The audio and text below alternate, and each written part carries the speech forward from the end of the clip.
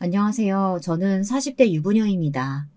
저는 최근 사람 마음이라는 게 모두 나 같지 않구나라고 뼈저리게 느낀 일이 있었어요. 그것도 가족이라고 생각했던 사람들에게 말이죠. 저는 삼형제의 장남과 결혼했습니다. 어쩌다 보니 한 집안의 맏며느리가 되어 있더군요. 남편과 저는 여행 중 운명처럼 만나 사랑에 빠져 결혼을 하게 됐습니다. 여기까지 들으면 영화 속 한 장면 같죠? 하지만 현실은 영화와 너무 달랐어요. 결혼식을 올리고 신혼여행에 다녀올 때까지는 정말 몰랐습니다. 결혼 생활이라는 게 생각처럼 쉽지 않다는 걸요. 다행히도 저와 남편 사이에는 아무런 문제가 없습니다. 남편과는 사이가 아주 좋아요. 문제는 시댁 식구들이었습니다. 특히나 동서들과의 관계 때문에 제가 아주 골치가 아파요. 말씀드린 대로 저와 남편은 여행을 하다 만난 사이라 서로의 조건에 대해 전혀 모르는 상태에서 만났어요. 만나고 몇 개월 동안은 이름과 나이 말고는 별로 아는 게 없었습니다. 차차 남편과 가까워지면서 이런저런 이야기를 나누다 보니 남편네 집안이 모두 다 교육자 집안이라는 걸 알았어요. 시아버지는 대학 교수로 얼마 전 퇴직하셨고 현재 사회단체의 고문으로 계세요. 시어머니는 초등학교 교장 선생님이고요. 그뿐만이 아닙니다. 남편과 시동생들도 모두 다 학교 선생님이에요. 심지어 막내 시동생은 대학 교수고요. 남편에게 프로포즈를 받았을 때 저는 당연히 좋았지만 한편으로는 부담스러웠어요. 남편의 부모님께서 저를 어떻게 생각하실까 걱정됐거든요. 사실 우리나라에서는 여전히 조건을 많이 따지잖아요. 조건만 따지고 보면 제가 남편과 비교했을 때 많이 부족해요. 제가 대학을 들어가긴 했는데 사정이 있어서 중간에 그만뒀거든요. 엄연히 졸업을 못했으니 따지자면 고졸인 거죠. 반면 남편은 교육대를 나와 임용고시를 단번에 합격하고 현재 초등학교에서 아이들을 가르치고 있어요. 저는 혹시나 제가 고졸이라 부모님께서 반대하시면 어쩌냐고 남편에게 물었습니다. 남편은 당연히 그럴 리 없다고 저를 안심시켰어요. 우리 부모님 다 교육자시잖아. 그런 거 가지고 사람 판단하고 평가하실 분들 아니야. 남편 말대로 예비 시부모님들이 정말 그런 분들이기를 바랬습니다. 사실 제가 고졸인 거 말고도 부족한 게 많아요. 아버지가 어릴 때 일찍 돌아가셔서 어머니가 가장으로 사시느라 친척들 집 여기저기에 전전하며 어린 시절을 보냈어요. 그게 뭐가 문제냐 하시는 분들도 있겠지만 제가 지금까지 살아보니 주변의 시선이라는 게 참 견디기 힘든 거더군요. 아무리 친척이어도 친부모는 아니다 보니 눈칫밥을 먹을 수밖에 없었어요. 당연한 거죠. 어른 형편에 저까지 입히고 먹이는 게 쉬운 일은 아니니까요. 그러다 보니 저는 어릴 때 일찍 철이 들었어요. 불만이 있어도 잘 참고 주변 사람들을 먼저 배려했습니다. 나이가 들어서 가까워진 사람들에게 제가 살아온 환경이나 제 상황을 이야기하다 보면 결국은 다들 저를 좀 불쌍하게 생각하더라고요. 저는 그게 싫었어요. 그래서 언젠가부터 주변 사람들에게 제 이야기하는 게 좀 어렵더군요. 대학을 다니다가 중간에 그만뒀다는 이야기를 하면 하나같이 같은 반응이었습니다. 학비 아깝게 왜 그랬냐, 분명히 나중에 후회할 거다 라는 식이었죠. 그럴 때마다 저는 절대 후회하지 않는다. 지금 하는 일이 너무 좋다 이야기하곤 했지만 다들 믿지 않는 눈치였어요. 저는 그런 반응들이 싫어서 그때부터는 굳이 구구절절 제 과거를 설명하지 않고 그냥 고졸이라고 말해버렸습니다. 이력서에도 그냥 고졸로 다 적었어요. 오히려 그 편이 더 편하더라고요. 만약 저의 조건 때문에 예비 시부모님이 결혼을 반대하신다면 저는 견디기 힘들 것 같았습니다. 하지만 제가 사랑하는 사람과 결혼하기 위해서는 꼭 한 번은 넘어야 할 산이니 견뎌야 했죠. 저는 디저트 카페에서 빵과 케이크를 만드는 일을 했어요. 제가 일하던 카페가 그 동네에서는 제법 알아주는 곳이었지만 사실 젊은 사람들 사이에서나 유명한 거지 어른들이 알아주실 만한 일은 아니잖아요. 저는 예비 시부모님께 제가 하는 일에 대해 쉽게 소개해드리고 싶어 직접 만든 케이크와 쿠키들을 가지고 인사를 갔습니다. 제가 만든 쿠키와 케이크를 보고는 예비 시부모님도 처음엔 좋아하셨어요. 그런데 제가 고졸이고 현재 디저트 만드는 일을 카페에서 하고 있다고 이야기하자 살짝 표정이 달라지시더라고요. 거기다가 아버님이 안 계시고 어머님은 혼자 사신다는 이야기까지 하자 입을 딱 닫으셨어요. 물론 대놓고 제게 뭐라고 하신 건 아니지만 저를 100% 마음에 들어 하시는 것 같지는 않았습니다. 어머, 너무 예쁘게 잘 만들었다. 이런 걸 베이킹이라고 하는 거지? 그런 건 취미로만 하는 건 줄 알았는데 이걸로 돈도 벌고 대단하네. 대단하긴 한데 그래도 공부는 좀 더 하지 그랬어. 나중에 아이 낳고 그러면 후회할 텐데. 하긴 아버지도 없이 어머니가 혼자 벌어 자식 대학 보내는 게 쉬운 일은 아니지. 예비 시부모님은 두 분 다 선생님이라 그런지 딱 스승님처럼 말씀하셨습니다. 애써 좋게 포장해서 이야기하셨지만 어쩐지 대놓고 마음에 안 든다고 하시는 것보다 마음이 쓰였어요. 당시 남편은 부모님이 제가 마음에 들지 않아서 하신 말씀은 절대 아니라고 했지만 제 입장에서는 어쩔 수 없이 저를 받아주셨다는 느낌이 강했습니다. 남편이 저와 결혼하겠다고 단호하게 이야기했으니까요. 그래도 결혼 허락을 받기는 했습니다. 남편의 추진력으로 그 해에 바로 식을 올렸어요. 저는 시부모님께 보란듯이 더 열심히 일하는 모습을 보여드리려고 애썼습니다.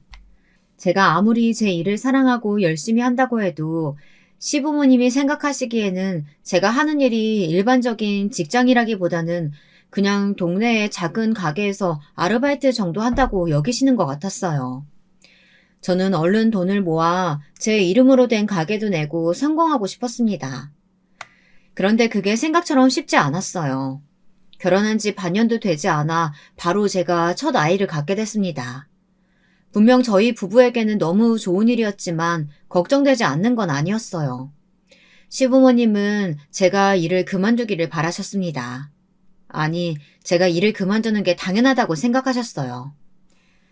안 그래도 매일 새벽에 출근하고 주말에도 늦게까지 일하는 거 힘들겠다 싶었는데 이 김에 얼른 그만둬. 주변 가서 일하는 거라 엄연히 몸 쓰는 일인데 뱃속의 아기한테도 좋을 리 없잖아. 어머님이 걱정하시는 건 아는데요. 저랑 같이 일하셨던 다른 분들도 다들 만삭 때까지 일하셨어요. 거기다 요즘 가게가 워낙 바빠서 제가 지금 당장 그만두면 가게에 너무 민폐예요. 제가 몸에 무리되지 않는 선에서 다른 직원들이랑 잘 조율해 볼게요. 그때였어요. 제 말에 시아버지께서 하실 말씀이 있으신지 슬쩍 시어머니에게 눈치를 주시며 헛기침을 하시더군요. 세아가, 우리가 이런 말까지는 안 하려고 했는데 네가 하는 일은 언제든지 아무 때나 할 수 있는 일이잖니. 지금 잠깐 쉰다고 일반 직장인들처럼 경력에 문제 생기는 것도 아닌데 뭘 그렇게 고집을 피우니? 어머니, 제가 하는 일에 대해 잘 모르셔서 그러는데요.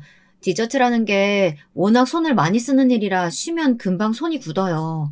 지금 일하는 가게도 유명한 곳이라 아무나 들어갈 수 있는 것도 아니고요. 시어머니야 저를 걱정해서 하신 이야기겠지만 제게는 상처가 됐어요. 언제든지 아무나 할 수 있는 일이 세상에 어디 있답니까?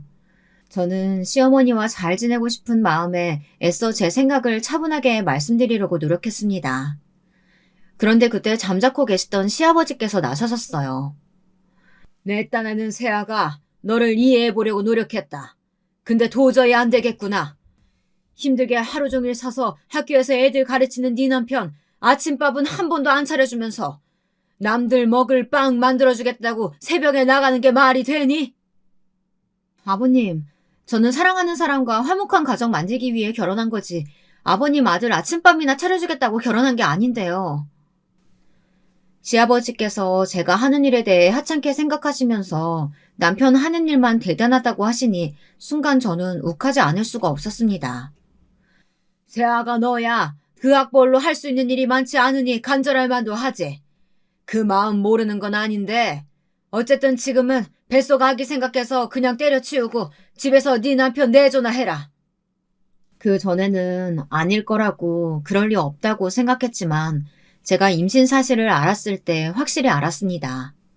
시부모님은 겉으로는 저를 존중하는 척 하셨으면서 마음속으로는 제가 하는 일을 별거 아닌 일이라고 이미 단정짓고 계셨던 거죠.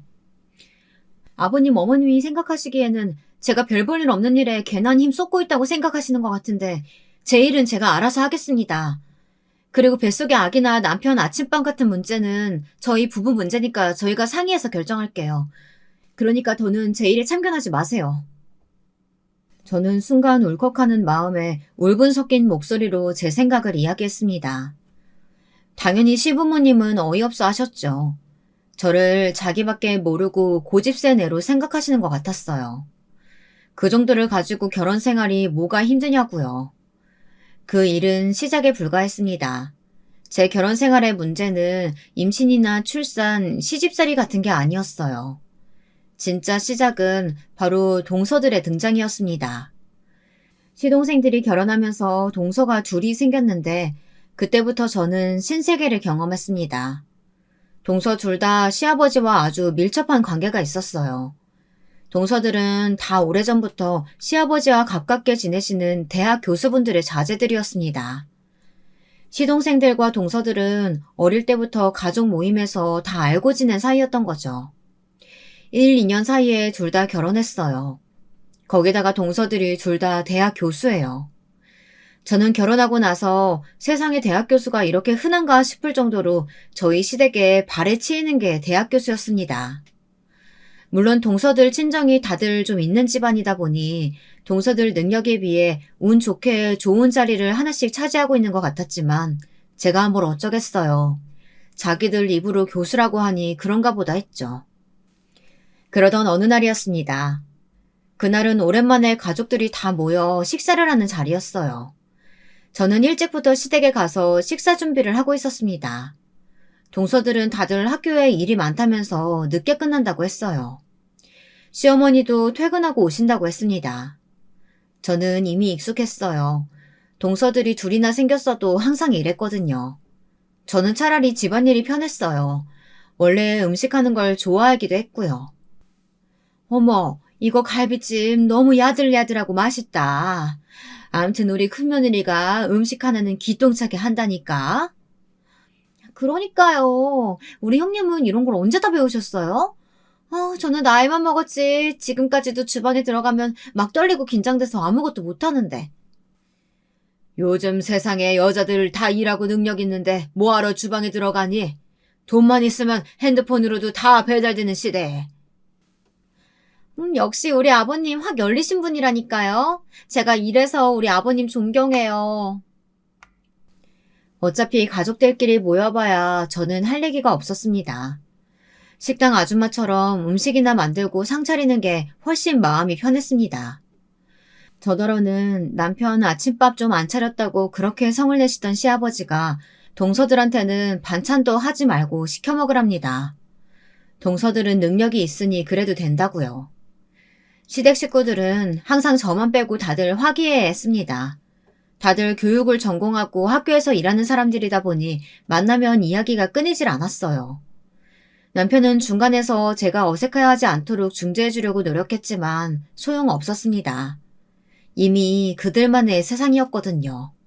그리고 중요한 건 저는 그 사이에 별로 끼고 싶지도 않았습니다. 그럴 정신도 없었고요. 왜냐고요? 저는 어느새 아이 셋의 엄마가 되어 있었어요. 제 가게를 차려서 성공한다는 계획과는 달리 결혼하고 지금까지 내내 아이만 낳았습니다. 첫째 아들을 낳고 바로 다음 해 쌍둥이 딸을 낳았어요. 저는 쌍둥이들을 낳고 일을 그만둘 수밖에 없었습니다. 제가 너무도 좋아하던 일이기 때문에 어떻게든 그만두지 않고 버텨보려고 했지만 그만둘 수밖에 없었어요. 첫째 아이를 낳았을 때는 남편이 육아휴직을 쓰고 아이를 전담해서 돌봐준 덕에 가능했지만 쌍둥이는 차원이 달랐어요. 도저히 손쓸 방법이 없었습니다. 저와 남편은 혼자 사시는 친정어머니를 우리 집으로 모시고라도 육아를 부탁해보려고 했어요. 그런데 시어머니가 난리가 났어요. 그때 마침 동서도 조카를 낳은 지 얼마 안 됐을 때예요. 동서는 주말이면 시어머니에게 아기를 맡기러 자주 왔습니다. 그러다가 시어머니가 급하게 나갈 일이 생기거나 힘드시면 저를 부르셨죠. 제게 셋을 보든 넷을 보든 애 보는 거야 비슷하지 않냐면서 잠깐 봐달라고 하셨죠. 큰애 너 그게 무슨 소리니? 지금 우리 장남더러 처가살이 하라는 거야? 어머니 처가살이가 아니라 친정엄마가 저희 애들을 봐주시러 오시는 거죠. 형님 그렇게 안 봤는데 은근 여운해요? 이런 식으로 은근슬쩍 시골에 혼자 사시는 어머니 모시고 올라와서 같이 살려고 하는 거잖아요. 와 대단하다. 동서가 뭘 한다고 아는 척이야. 동서야말로 매일 주말마다 시댁에 애 맡기러 오면서 나한테 할 소리는 아닌 것 같은데. 저와 시어머니의 이야기에 동서가 끼는 상황이 저는 너무 싫었습니다.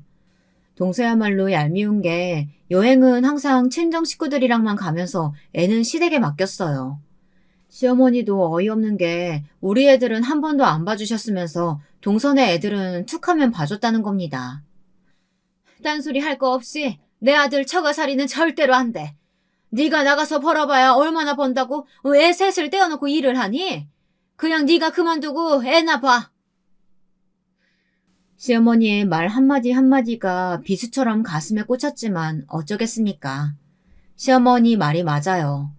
제가 너무 좋아하는 일이기는 하지만 냉정하게 생각해보면 대단하게 돈을 많이 버는 일도 아니고 주말에도 일해야 할 때가 많다 보니 아이 셋을 키운다는 게 현실적으로 가능하지 않았어요.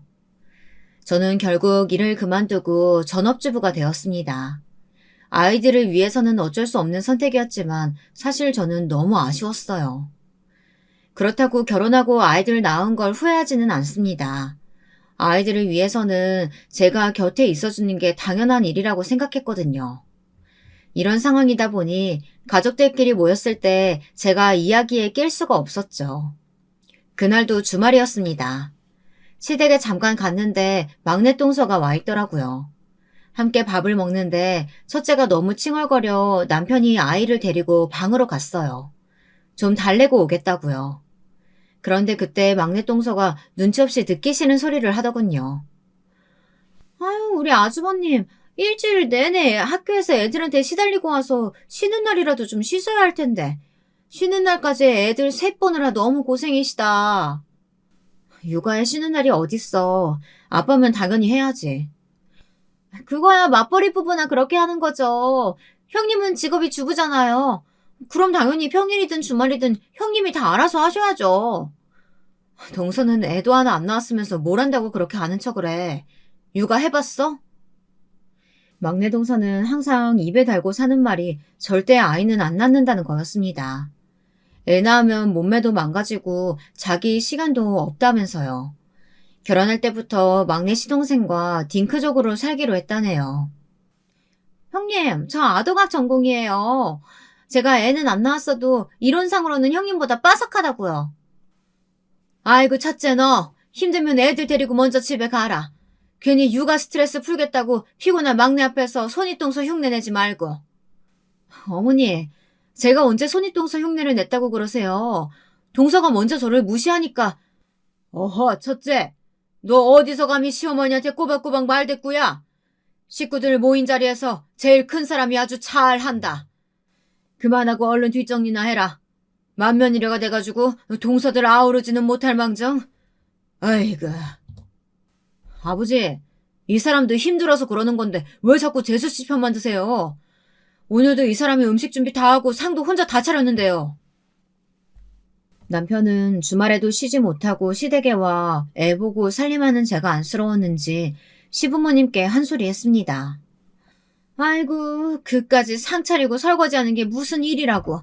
아무나 하면 되는 거지. 왜 그렇게 생색을 내고 그러니? 어머니도 그만 좀 하세요. 이 사람이 애 셋 혼자 보느라 고생하는데 도와주시지는 못할 망정 왜 그런 소리까지 하세요? 저를 대하는 시부모님들과 동서들의 행동에 남편은 속상했는지 항상 제 편을 들었습니다. 그리고 자꾸 이런 식이면 아예 시댁에 오지 않겠다고 엄포까지 놓았습니다. 명색이 장남이라는 놈이 여자들 일까지 참견하고 그래. 너희 엄마는 아들 셋 키우면서 학교를까지 다 했다. 봐라, 너희 셋 다 잘 키워놓고 지금 교장까지 됐잖니. 무슨 어머니가 우릴 키워요. 어머니 학교 일로 바빠서 우리 셋 다 외할머니 손에 컸는데.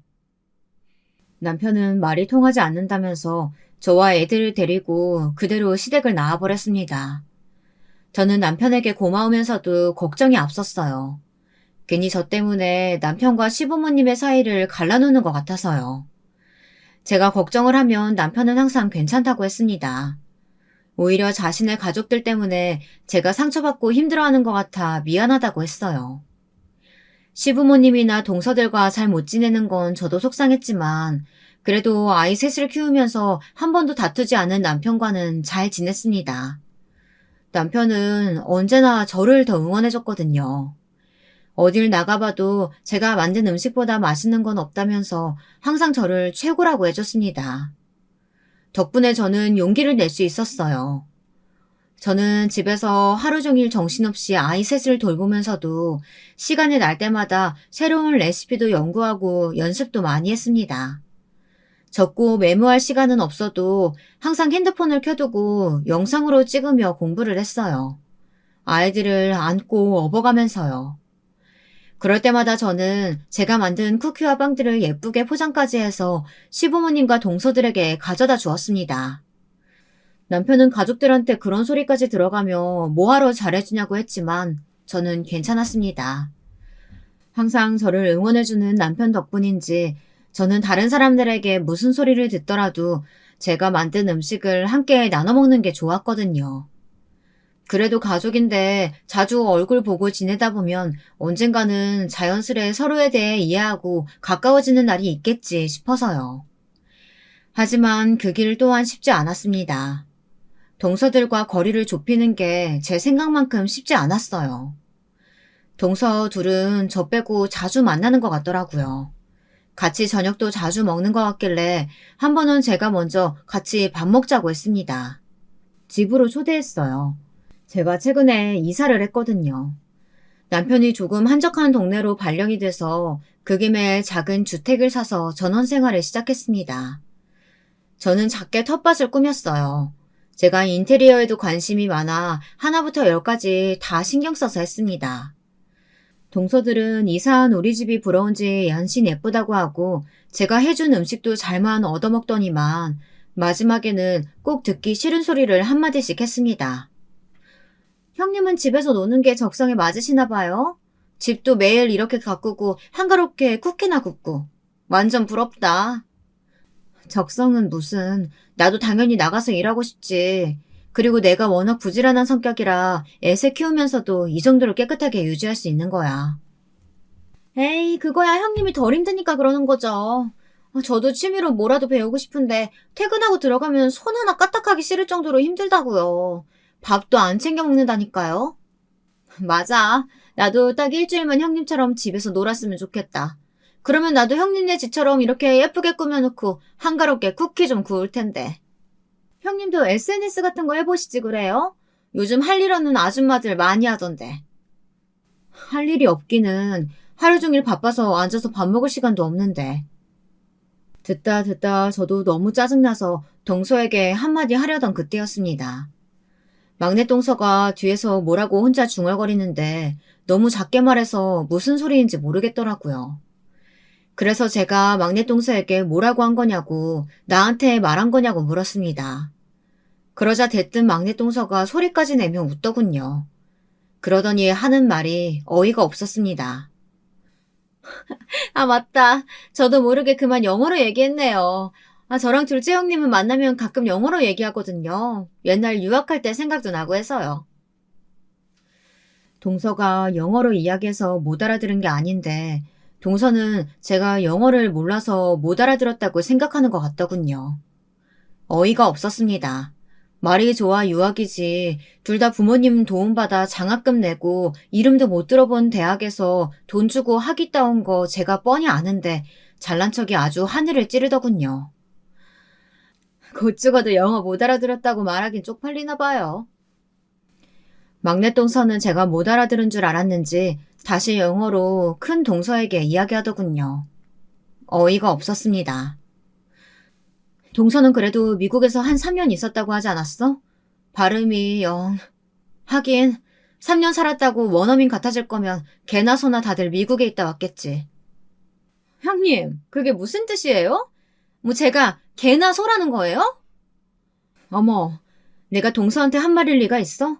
동서는 영어는 잘하는데 한국말을 잘 못 알아듣나 봐. 저의 의도는 분명 동서들과 친하게 지내고 싶은 마음에 초대한 거였는데 제 마음처럼 되지 않네요. 손바닥도 마주쳐야 소리가 나는 거니까요.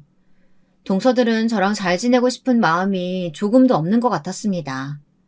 그래도 막내 동서 덕분에 제가 한 가지 깨달은 게 있었어요.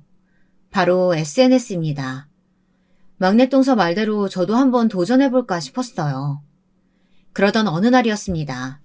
쌍둥이들을 데리고 마트에 갔다가 시아버지가 좋아하시는 단감이 나왔더라고요. 저도 이게 병이에요. 시댁 식구 중에 제 생각하고 제 걱정해주는 사람은 아무도 없는데 저는 생각하지 않으려고 해도 뭐만 보면 꼭 시댁 어른들이 생각났습니다. 특히나 제가 아버지가 일찍 돌아가셔서 그런지 뭔가 시아버지께서 좋아하시는 것들을 보면 그냥 지나치질 못했습니다. 결국은 마트에서 단감 한 박스를 사서 시댁에 들렀습니다. 그런데 집에 아무도 안 계신지 조용하더군요. 저는 주방에 단감만 놓고 나올 생각이었어요. 그때였어요. 제가 주방에 단감을 놓고 나오려는데 쌍둥이들이 화장실 앞에서 소리를 지르더라고요. 저는 놀라서 화장실로 달려갔습니다. 그런데 글쎄 시아버지께서 화장실에 쓰러져 있더라고요. 쌍둥이들의 울음소리에 정신을 차린 저는 마음을 가다듬고 곧바로 구급차를 불렀습니다. 그리고 시어머니와 남편에게 차례로 연락했어요. 제가 바로 응급실에 가 있을 테니 그쪽으로 오라고요. 시아버지는 심근경색이었습니다. 조금만 늦었으면 정말 큰일 날 뻔했다네요. 시아버지는 응급실에 도착하자마자 응급으로 심혈관 수술을 받았어요. 며칠 중환자실에 계시기는 했지만 빠르게 수술한 덕분에 다행히 경과는 좋았습니다. 일반 병실로 옮기게 되니 한시름 놓게 되더군요. 그런데 문제가 생겼어요. 시아버지께서 2주 정도 더 입원하셔야 했는데 시아버지께서 절대 간병인과는 못 있겠다고 하시는 거예요. 당시에 코로나 때문에 병실에 들어올 수 있는 보호자는 딱 한 명밖에 안 될 때였어요. 보호자 한 명이 간호하기 시작하면 2주 동안 꼼짝없이 그 한 명이 계속해야 하는 거였죠. 시어머니는 학교 교장이시다 보니 그렇게 길게는 학교를 비울 수가 없었어요. 방학이면 몰라도 학기 중이다 보니 남편과 시동생들도 다 안 됐습니다. 시아버지께서는 교수로 일하는 막내 시동생이 간호를 해줬으면 하셨어요. 본인도 같은 대학에서 교수로 계셨기 때문에 학교의 상황을 이야기하면 학교에서 당연히 들어줄 거라면서요. 그런데 일이 이상하게 흘러갔습니다. 막내 시동생도 병원에 들어가기 싫어하는 눈치였고 결정적으로 막내 동서가 반대했습니다. 아버지도 아시잖아요. 저 예민해서 잠자리만 바뀌어도 잠도 잘 못 자고 혈압도 있어서 무리하면 안 되는 거. 철딱선이 없는 자식아. 아무리 그래도 아버지가 큰 수술 받고 입원하는데 지금 잠자리가 문제야? 시아버지는 아들이 셋이고 며느리가 셋이나 있는데 당신이 이런 대접을 받아야 하는 거냐고 속상해 하셨습니다. 결국은 남편까지 나서서 막내 시동생에게 이야기했어요. 상황이 어쩔 수 없으니 이번만 좀 고생해달라고요. 그러자 막내 동서가 벌떡 일어나 성을 냈습니다. 이런 일은 당연히 장남이나 맏며느리가 하는 거지 왜 말도 안 되는 핑계 대면서 막내더라 하래요. 막내라고 만만해요? 재수씨, 언성 높이지 마시고 이성적으로 생각해요. 당연히 내가 상황이 되면 내가 하죠. 그런데 갑자기 생긴 일이잖아요. 이럴 때일수록 가족끼리 상의해서 잘 이겨내야죠. 동서 말이 말도 안 되는 게 시아버지가 중환자실에 있다 일반 병실로 갈 때까지 다른 형제들은 병원에 코빼기도 안 비쳤습니다. 저와 남편이 계속 애들을 데리고 왔다 갔다 했어요. 어쩜 이럴 때만 장남이랑 맏며느리를 찾는 건지 어이가 없더군요. 그래 여보, 뭘 그렇게 화를 내. 내가 하면 되지 뭐. 당신이 이렇게 물러터졌으니까 형들이 다 당신한테 시키려는 거 아니야. 직장에서 일하는 사람이 어떻게 2주씩이나 휴가를 내. 매일 놀고 먹는 사람이 버젓이 있는데. 막내 동서는 대놓고 누구라고 말하지 않았지만 분명 저를 흘기 쳐다봤습니다. 이미 기분이 상한 남편이 막내 동서를 쏘아보았어요. 재수씨, 지금 누구 얘기하는 거예요? 당연히 큰형님 얘기하는 거죠. 큰형님이야 매일 집에서 노는데 당연히 형님이 하셔야죠. 재수씨, 보자 하니까 말이 심하네요. 와이프가 애 셋 보느라 정신없는데 어떻게 아버지 간호를 해요? 애들이야 아무나 보면 되죠. 그게 뭐 월급 받고 하는 일도 아닌데 뭘 그렇게 대단한 일이라고. 결국 폭발한 남편은 막내 동서에게 화를 냈습니다. 이런 사고방식으로 어떻게 대학에서 학생들을 가르치냐고요. 막내 동서와 막내 시동생까지 남편에게 언성을 높이기 시작하자 시아버지의 얼굴이 금방이라도 터지기 일보 직전이었습니다. 이 상황을 보다 못해 제가 나섰어요. 시아버지 수술할 때까지도 한 번도 코빼기도 안 보인 사람한테 간호 이야기해봐야 뭐 하겠어요. 그런 마음으로 아픈 사람 옆에 있어봐야 도움도 안 되지. 아버님 간호 제가 할 테니까 걱정 마세요. 제 말에 가족들 모두가 놀랐습니다. 사실 저도 제가 왜 그랬는지 모르겠어요.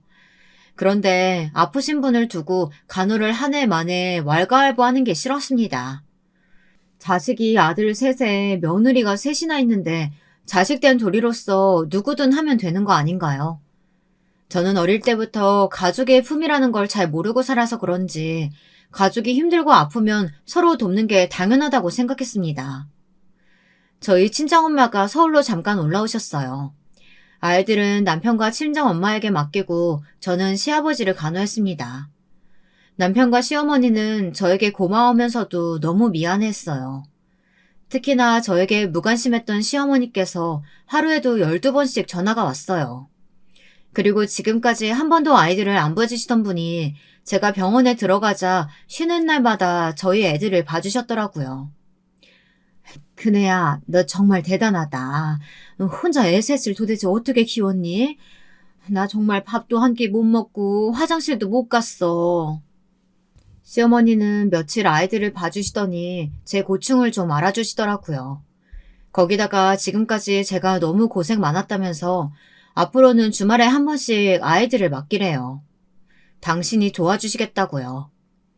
꼭 이런 걸 바라고 시아버지 간호를 한 건 아니었지만 저는 제가 간호하기를 참 잘했다는 생각이 들었습니다. 시어머니와의 관계뿐 아니라 시아버지와도 사이가 좋아졌어요. 처음엔 시아버지도 며느리라 좀 불편해하시는 것 같더니만 며칠 제가 살갑게 굴었더니 나중에는 편해하시더라고요. 제 밥이나 잠자리까지 괜찮은지 걱정해 주시면서 말이죠. 밤마다 제게 고맙다면서 세상에 저 같은 며느리는 없다고까지 하셨어요. 그렇게 2주 동안의 병원 생활을 마치고 시아버지는 퇴원했습니다. 퇴원한 날 시댁에 가족들이 모두 다 모였어요. 시어머니께서 특별히 저를 위해 맛있는 것들을 해주신다고 모두 다 부르셨대요. 저는 너무 좋아서 눈물이 날 것 같았습니다. 결혼하고 시댁에서 이런 대접은 처음이었으니까요. 식사하는 내내 너무 좋았습니다. 병원에서 잘 씻지도 못하고 잠도 못 잔 건 기억도 나지 않을 정도로 좋았어요. 그런데 동서들은 그게 또 안 입고 왔나 봐요. 제가 설거지하려고 주방에 들어가려는데 제 뒤에서 뭘 속닥거리더군요. 능력이 없으니까 몸으로 때우려고 아주 발악을 한다, 발악을. 동서, 지금 나한테 하는 소리야, 설마? 어머, 제가 무슨 소리를 했다고 그러세요? 동서 내가 뭐라고 했어? 아니요, 저는 아무 소리 못 들었는데요. 큰형님이 뭐가 찔리는 게 있으신가 봐요. 괜히 제발저리시나? 동서들은 분명 저더러 들으라고 떠들어놓고 이제는 아예 아무 말도 안 한 척까지 하더군요. 정말 중학교 일진들도 아니고 유치해서 봐줄 수가 없었습니다. 그렇게 샘나면 동서들이 아버님 간호하러 들어가지 그랬어. 거길 저희가 뭐하러 들어가요? 우리 아버지가 아프다고 하셔도 들어갈까 말까인데. 그러게요. 나 대학 보내주고 교수 만들어준 우리 아버지가 입원한다고 해도 고민되는데 시아버지 간호는 좀 오바죠. 내가 언제 너희들한테 간호해달라고 사정했냐? 어디 감히 며느리들이 모여서 시아버지 아픈 걸 가지고 뒤에서 속닥거려? 너희 친정에서 그렇게 가르쳤냐? 하필이면 그때 주방에 들어오신 시아버지가 동서들의 이야기를 들으셨어요. 시아버지는 아직 몸이 다 회복되지 않으신 상태에서 소리를 질렀더니 머리가 아프신지 머리를 부여잡고 밖으로 나가버리셨습니다. 혀를 끌끌 차시면서요. 그러면 뭘 해요? 동서들은 전혀 알아듣지를 못하는데요. 한편으로는 동서들이 참 대단했습니다. 저와 달리 어려서부터 부모 눈치 안 보고 살아 그런지 시아버지가 호통을 치셔도 입술이나 삐죽거릴 뿐이지 신경도 안 쓰더군요. 아버님도 참, 지금이 조선시대도 아닌데 왜 툭하면 저렇게 고루한 소리를 하시는 거야. 그러니까요. 저런 분이 어떻게 대학에서 학생들 가르치셨나 몰라요. 동서, 존경한다고 아버님 앞에서 알랑방귀 낄 때는 언제고 잠깐 안 계시다고 그런 막말을 하는 거야? 애들도 있는데 말들은 좀 가려서 해. 동서들은 철이 없어도 너무 없었습니다. 아무리 결혼 전까지 부모 그늘에서 사랑만 받고 컸다고 해도 그렇지 저건 사랑을 많이 받아서가 아니라 그냥 개념이 없는 것 같았습니다. 대학에서 학생들을 가르칠 게 아니라 본인들이 한참은 더 배워야 할 것 같았어요. 그러던 어느 날이었습니다. 그날은 시아버지의 칠순 생신 파티 날이었어요. 파티 준비는 제가 다 맡아서 했습니다. 시부모님은 누가 준비하든 상관없으신 것 같았지만 파티 준비만큼은 제가 하겠다고 먼저 나섰어요. 파티만큼은 자신 있었거든요. 저는 만만의 준비를 다 했습니다. 집에서 지인들을 불러 간단하게 식사하고 싶으시다는 시부모님의 의견에 맞게 제가 이것저것 준비해 집안을 꾸미고 음식들도 전부 다 제가 준비했어요. 첫째야, 이걸 다 정말 네가 준비한 거야? 아유, 누가 보면 업체라도 부른 줄 알겠어. 제가 워낙 꾸미고 만드는 걸 좋아하잖아요. 음식도 제 나름대로 준비해봤는데 어머님이 맛 좀 한번 봐주세요. 시어머니는 제가 한 음식들을 보고 입을 쩍 벌리셨습니다. 이렇게 많은 거를 어떻게 혼자 다 했냐고요. 너무 고생했다고 손을 잡아주셨어요. 몇 달 전까지만 해도 상상할 수 없는 일이었죠. 그래도 제가 시부모님을 위해 마음 쓴 게 통하는 것 같아 기분이 좋았습니다. 시아버지께서 교수로 계실 때 함께 학교에 계셨던 직원분들도 오신다고 해서 이것저것 신경 쓰기는 했는데 한 달 전부터 준비한 보람이 있었어요. 저는 마지막까지 실수하지 않기 위해 접시며 물잔 하나하나까지 꼼꼼히 확인했습니다. 그런데 그런 제 모습이 동서들 눈에는 예뻐 보일 리 없었죠. 동서들은 저를 아주 탐탁지 않아 하는 눈으로 쳐다보더니 결국 또 제 신경을 거슬리게 하더군요. 돈 주고 사람 불리면 될 일을 가지고 뭘 이렇게 유난히 떠셨어요? 형님은 누가 보면 며느리가 아니라 시녀인 줄 알겠어요? 동서는 형님한테 시녀가 뭐야? 이벤트 회사 직원이면 몰라도. 도대체 뭐가 재밌다는 건지 동서들은 자기들끼리 떠들며 웃어댔습니다. 재수없는 동서들이 저러는 게 뭐 하루 이틀 일인가요? 이제는 놀랍지도 않았습니다. 시녀든 이벤트 회사 직원이든 뭐면 어때? 아버님 어머님이 좋아하시면 그거로 된 거지. 저는 아무렇지 않다는 듯 웃었습니다. 그래도 시아버지 생신날인데 며느리들끼리 굳이 얼굴 붉혀봐야 좋을 거 없으니까요. 제가 손님들을 맞이하러 나가려던 그때였습니다. 이 망할 놈의 동소년들이 둘이 또 제 뒤에서 영어로 떠들었어요. 이제는 속닥거리는 정도가 아니라 아주 만천하에 다 들릴 정도로 실실 웃으며 떠들어댔습니다. 시부모님이 며느리 대접 좀 해준다고 아주 신나서 꼬리 흔드는 것 좀 봐. 누가 보면 이 집에서 키우는 애완견인 줄 알겠네. 내버려 두세요. 배운 거 없이 멍청해서 굳이 자기가 강아지든 시녀든 하겠다는데 저희 대신해서 알아서 다 해주면 저희야 좋죠 뭐. 하긴 고졸의 집에서 애나 키우던 아줌마가 손님들 있는데 나가봐야 말도 못 섞을 텐데 차라리 그냥 주방에 처박혀 음식이나 나르라고 하지 뭐. 가만 보면 동서들은 생각만 짧은 게 아니라 말귀도 잘 못 알아듣는 것 같아요. 제가 그렇게 제 뒤에서 저를 가지고 속닥거리지 말라고 여러 번 경고했는데 끝까지 못 알아듣고 눈치 없이 굴더군요. 더는 참아줄 수 없었습니다. 이 거지 같은 년들에게 본때를 보여줘야겠더군요. 눈에는 눈, 영어에는 영어였습니다. 큰 동서는 그나마 국립대 나왔다 그랬고 막내 동서는 경기도에 있는 대학 나왔다고 했지? 어느 대학이라고 했더라? 동서들에게 바짝 다가가 제가 영어로 말했더니 둘 다 적잖이 놀란 것 같더군요. 입까지 해벌쭉 벌리고요. 제 발음이 워낙 좋으니 놀랄만도 했습니다. 뭐예요? 대학도 안 나온 형님이 왜 그딴 걸 물어보고 그래요? 잔뜩 당황한 동서들은 그제야 정신을 차리고 한국말로 말을 하더군요. 동서들은 쪽팔리지도 않아? 그런 깡통대학 나와서 교수랍시고 떠들고 다니는 거? 뭐라고요? 형님 지금 말 다 했어요? 깡통대학이라뇨! 친정 부모님 백으로 대학에서 애들 좀 가르친다고 동서들이 뭐라고 되는 것 같아? 나 같으면 창피해서 어디 가서 대학 교수라고 말도 못하겠다. 웃기고 있네. 부모 복이든 뭐든 그것도 다 내 복인데 뭐 어때요? 우리야 대학이라도 나와서 교수 썰이라도 듣지. 형님은 고졸 주제 어디서 감히 깡통대학 소리래요? 아, 동서 내비둬. 형님이 얼마나 속상하시면 저러겠어. 자기는 고졸에 매일 애 셋한테 시달려가면서 시댁 종노릇이나 하고 있는데 우리는 다 대학 교수에다가 시부모님 앞에서 할 말 다 하면서 사니까 자존심 상할만 하지. 아, 마음씨 넓은 우리가 참고 이해하자. 뭐야? 진짜 인연들이 가만히 있으니까 사람을 아주 띄엄띄엄 보네.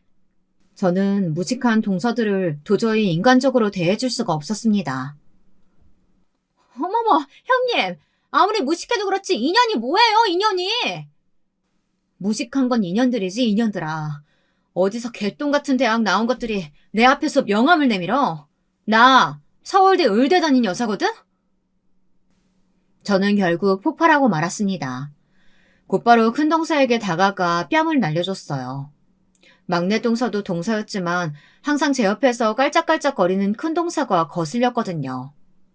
제가 제 입으로 말하기 뭐해서 지금까지 말하지 않았지만 저 서울대 의대를 3년이나 다닌 사람이에요. 삼류대학 나와서 낙하산으로 교수 타이틀 딴 년들하고는 차원이 다르다고요. 저런 년들한테 절대 무시당할 사람이 아니라는 겁니다. 서울대 의대라고요? 형님, 아무리 다급해도 그렇지 무슨 그런 말도 안 되는 거짓말을 하세요. 뭐야, 왜 또 소란들이야? 그때였어요. 입구에서 손님들을 맞이하고 계셨던 시아버지가 저희끼리 다투는 소리를 듣고 오셨더라고요. 동서들은 얼굴이 빨개져서는 시아버지에게 다가가 제 이야기를 했습니다. 제가 서울대 의대를 나왔다고 거짓말을 한다면서 동서 둘이 아주 깔깔 웃어댔어요. 그러자 시아버지께서 동서 둘에게 정색한 얼굴로 버럭 소리를 지르셨습니다. 둘째랑 막내, 너희 손이 사람한테 그게 무슨 말버릇이야? 그리고 우리 큰며느리 서울대 의대 출신 맞거든? 개뿔도 모르는 것들이 어디서 감히 우리 큰며느리를 비웃고 있어? 시아버지는 제가 서울대 의대를 다녔다는 사실을 알고 계셨습니다. 얼마 전 병원에 입원하셨을 때 제가 제 동기들에게 연락을 했어요. 제 친구들 중에 벌써 외과 교수를 단 친구들이 몇 있었거든요. 시아버지의 응급수술을 맡아서 해준 교수도 제 친구였습니다. 저는 학창시절 내내 공부만 했어요. 다른 낙은 없었거든요. 그러다 운 좋게 서울대 의대를 들어가긴 했는데 적성에 맞지 않았습니다. 거기다가 워낙 형편이 좋지 않다 보니 그 비싼 의대 학비를 감당할 수가 없었어요. 의대 다니면서 아르바이트하는 사람은 거의 없지만 저는 해야 했습니다. 그러다가 우연히 디저트 가게에서 아르바이트를 했는데 제게 신세계였습니다. 배우면 배울수록 너무 재밌고 행복했어요. 그래서 결국 서울대를 그만두게 된 겁니다. 사람들은 저를 이해하지 못했지만 저는 상관없었어요. 아마 힘들게 의대를 졸업했어도 저는 의사가 되지 않았을 거니까요. 병원에서 제 사정을 알게 된 시부모님은 제게 너무 대단하다면서 고마워하셨습니다.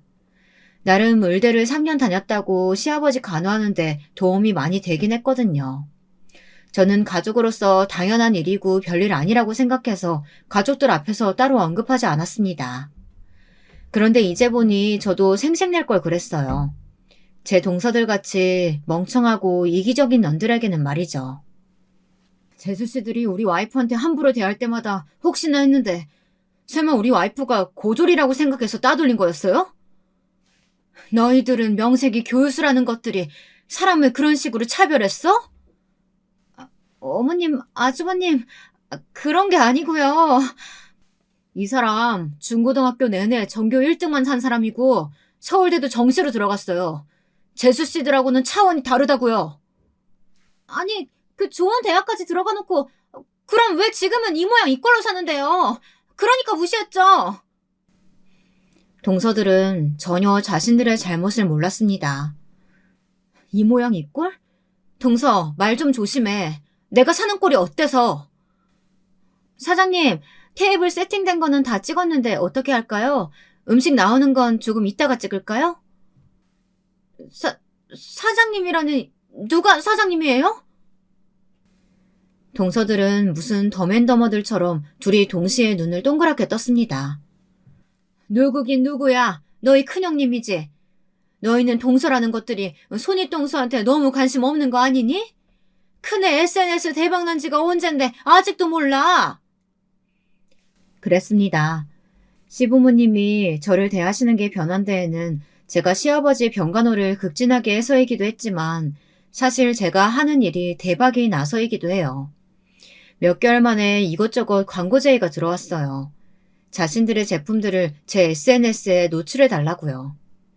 저는 이거다 싶었습니다. 다른 사람들 제품을 광고해 줄 게 아니라 저를 홍보해야겠다 싶었습니다. 저는 제가 만든 레시피를 공유했습니다. 일절 방부제나 설탕을 쓰지 않고 천연 재료로만 맛을 낸 간식들을 연구하면서 차차 사람들의 반응을 살피며 공부했어요. 저는 제 브랜드를 갖게 됐습니다. 시작은 온라인 판매를 했는데 생각보다 반응이 좋아 따로 가게를 하면 좋을 것 같더라고요. 현재 오프라인 가게도 준비 중이에요. 그래서 직원들도 채용한 거고요. 어떻게 그렇게 빨리 자리를 잡았냐고요? 무엇보다 시아버지의 도움이 컸어요. 남편이 제 자랑을 하며 제가 SNS에서 판매하는 간식들이 반응이 좋다고 하자 단번에 시아버지께서 투자를 하시겠다고 하셨어요. 내가 생명의 은인한테 이 정도도 못하겠니? 사업은 무조건 자본이 있어야 돼. 보증금이나 임대료는 상관없으니까 제일 좋은 자리로 알아봐라. 이 정도면 제가 시아버지 칠순 생신 파티를 위해 열과 성을 다할 이유가 되지 않나요? 제 사업의 가장 중요한 투자자이신데 이 정도는 해드릴 수 있었죠. 그리고 무엇보다 오늘 아버님의 생신 자리에서 선보인 음식들은 다 제 가게에서 판매할 것들이기 때문에 시식회나 다름없었습니다. 그래서 제 직원들이 함께 사진도 찍고 영상도 만들고 있는 중이었습니다. 이 사실을 뒤늦게 알게 된 동서들은 아주 난리가 났습니다. 대놓고 말할 수는 없겠지만 시부모님께 서운한 티를 내더군요. 아버님, 저희도 똑같은 며느리인데 어쩜 큰형님한테만 그렇게 큰 금액을 투자하실 수가 있어요? 저희 너무 서운해요. 당연히 저희한테도 공평하게 해주실 거죠? 얼씨구, 너희들 치매냐? 나 병원 있을 때 했던 말 기억 안 나? 시부모는 장남이랑 맏며느리가 모시는 거라며 힘든 건 맏며느리가 다 하고 좋은 거는 공평하게 나누라는 법이 세상에 어디 있다니. 나는 그때 이후로 우리 큰며느리한테 아버지가 되어주기로 했다. 너희도 억울하면 너희 아버지들한테 해달라고 해. 시아버지는 아주 단호하셨습니다. 저는 정말이지 속이 다 후련했어요. 그날 이후로 어떻게 됐냐고요? 180도 달라진 시댁에서의 제 위치를 파악한 동서들은 더는 저를 무시하지 않았습니다. 심지어 제 SNS를 팔로우했다면서 인증샷까지 보내더라고요. 예전에는 둘이 아주 저 하늘을 따돌리느라 열심히 하더니만 최근에는 둘 다 저와 친하게 지내려고 무진장 애들을 씁니다. 둘이 싸우면서까지요. 가게 오픈식 날 와서는 서로 먼저 저와 사진을 찍겠다고 난리더군요. 학교 학생들까지 데리고 와서 저와 찍은 사진을 곧바로 SNS에 올리고 아주 난리도 아니었어요. 우리 형님 서울대 의대 다니다가 디저트에 푹 빠져서 단번에 그만두고 디저트계에 한 획을 그으신 분이잖아. 최근에 백화점 입점 얘기까지 나온다니까? 형님, 우리 형님 소리 민망하지도 않으세요? 사람이 어쩜 그렇게 태세전환이 빨라요? 동서야말로 학교도 멀면서 무슨 빵 먹으러 여기까지 와. 나랑 형님이랑 친해지는 게 어지간히 샘나나 봐? 그만 좀 싸우고 가게 바쁘니까 서빙이나 좀 도와. 저와 동서들은 나름 잘 지내고 있습니다. 저러다 또 언제 둘이 붙어 저를 괴롭힐지 모르지만 그래도 이제야 좀 질서가 잡힌 것 같기는 해요. 저는 앞으로도 요즘만 같으면 너무 행복할 것 같아요. 우리 아이들과 가족들 모두 건강하고 가게도 지금처럼 계속 잘 되면 말이죠. 여러분도 언제나 하고 싶은 일 다 하시면서 좋은 일들만 가득하시길 바라겠습니다. 지금까지 저의 긴 이야기 들어주셔서 감사합니다. 안녕하세요. 저는 곧 60대에 접어드는 평범한 한 여자입니다. 많은 분들의 살아가는 이야기를 들으며 울다가 웃다가 하다 보니 저도 몇 년 전에 있었던 너무나 통쾌했던 이야기를 해보고 싶어졌어요. 꽤 긴 이야기가 될 것 같네요. 재미있게 들어주시면 감사하겠습니다. 저는 막 시골에서 상경해서 도시에 터를 잡으신 부모님 덕에 제법 큰 도시에서 자랐습니다.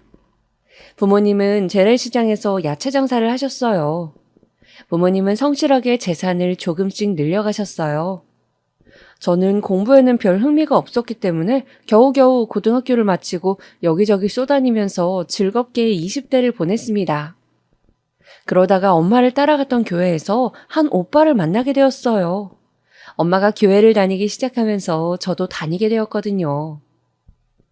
사실 저와 그 오빠를 연결시키려고 두 팔 걷어붙이고 나선 것은 오빠의 어머니셨는데 교회에서 가끔 마주치면 항상 밝게 인사를 하시고 저희 모녀에게 너무나 친절하셨기 때문에 부모님은 예비 시어머니가 되실 분에 대해 좋은 인상을 가지고 계셨어요. 또 오빠네 집이 재산은 별로 없지만 직장은 제법 큰 회사를 다니고 있었기 때문에 우리도 사는 게 나쁘지 않으니 큰 욕심 안 부리는 게 좋을 수도 있다고 생각하셨던 것 같아요. 돈보다는 사람이 우선이라는 생각이셨죠. 저도 가끔 마주치면 꾸벅 고개를 숙여 목례를 하던 키가 크고 준수한 외모의 오빠가 싫지 않았고 결혼을 통해서 뭔가를 얻고 싶다거나 그런 욕심도 딱히 없었기 때문에 지금껏 그랬던 것처럼 부모님의 말씀을 따르기로 했습니다. 부모님이 알아보신 바로는 저의 시댁이 될 집안은 평판이 좋았습니다. 형편이 어려운 어르신에게 식사를 자주 챙겨드린다는 이야기, 또 고아원을 방문해 정기적으로 후원한다는 이야기 등등 빠듯한 형편에도 다른 사람을 돕는 일에 언제나 앞장서서 나선다는 이야기들이었어요. 인품을 가장 중시하셨던 부모님은 그런 부모 밑에서 자란 아들이 얼마나 반듯하겠냐며 살면서 내 딸 서럽게 하진 않을 것 같다고 그 집에 저를 시집 보내기로 결정하셨죠. 그래서 저는 양가 부모님들의 추진으로 결혼을 하게 되었습니다. 몇 개월간의 신혼생활을 거쳐 저는 25살이 채 되지 않은 나이에 결혼을 하자마자 아이를 가졌어요. 저의 아이는 아들이었습니다. 저는 입덧으로 고생을 하고 거기에다 혈압도 가족력 때문에 조금 높고 임신 당뇨까지 오는 바람에 고생을 많이 했죠. 당뇨 증상이 심해지면 아이에게도 당뇨가 갈 수 있다고 하기에 식단을 철저히 조절해서 먹고 밥을 먹고 나서 열심히 걸어 다니는 등 남들은 임신해서 맛있는 거 많이 실컷 먹는다는데 저는 오히려 먹을 수 없는 것이 많아서 고생을 했습니다. 남편은 원래 무던한 줄은 알았지만 제가 임신하고 무지 고생을 하는데도 제가 먹고 싶다고 하는 과일 한 번 사다 주지 않았어요. 그때 뭔가 제 남편의 무심함에 대해 제가 생각을 했어야 했는데 저는 남자라 잘 표현을 못하는 것이겠지 그런 생각을 하며 회사를 다니고 생활비를 갖다 주는 것만으로도 얼마나 힘들까 하고 남편을 이해하려고 애썼습니다. 남편보다 오히려 결혼하고 나서 신우와 더 친해지게 되었는데 신우는 남편보다 6살이 많은 분이었어요. 아주버님은 공무원이셨고 신우는 집에서 아이들을 양육하고 계셨죠. 젊었을 적에는 백반집을 운영해 보시기도 하고 피부관리실도 해보셨다는 걸로 보아 원래 사업 수완이 좀 있으신 분 같았습니다. 신우는 한 번씩 과일이며 임신한 저에게 좋다는 것들을 잔뜩 사서 저에게 들렀어요. 그렇게 살뜰하게 저를 챙겨주면서 남편과 싸우거나 힘든 일이 있으면 언제든 이야기를 하라며 힘이 되어주겠다고 했습니다. 순진하게도 저는 그 말을 믿고 친언니처럼 점차 신우를 의지하게 되었죠. 그런데 아기를 배에 품고 6개월 정도 되던 무렵 저는 몰라도 되었을 남편의 부정을 알게 되었어요. 남편이 바람을 핀 것이었습니다. 남편의 회사는 회식이 아주 잦았고 남편 역시 회식 자리라 회사 생활의 연장이니 빠질 수 없다고 저에게 항상 말하던 사람이라 그동안 의심 없이 넘어갔었는데 남편은 유독 술자리만 가면 연락이 닿질 않는 사람이었습니다. 저는 남자가 바깥 생활하다 보면 그럴 수 있지 하고 좋게만 생각했었죠. 그런데 어느 날이었어요. 남편의 옷소매 부분에 여자 화장품처럼 보이는 붉은 자국이 남아있는 것이었어요. 저는 빨래를 하려다가 손이 떨려 그만 옷을 놓치고 말았습니다. 아무리 봐도 그건 여자 립스틱 자국이었죠. 저는 한참을 혼자 거실 소파에 앉아 생각했어요. 어떻게 할까? 남편에게 말해볼까? 여러 가지 생각을 했어요. 정말이지 말로만 들었던 일이 나에게 닥치니까 정신을 못 차리겠더군요. 저는 어찌할 바를 모르다가 신우에게 연락을 했습니다. 집에 좀 와주실 수 있겠냐고요. 신우는 혹시 제 몸이 아픈가 싶어 한달음에 달려오셨더군요. 올케 무슨 일이야? 형님, 준석이 아빠가 여자가 있는 것 같아요. 뭐라고? 신우는 놀라며 제 이야기를 귀담아 듣더군요.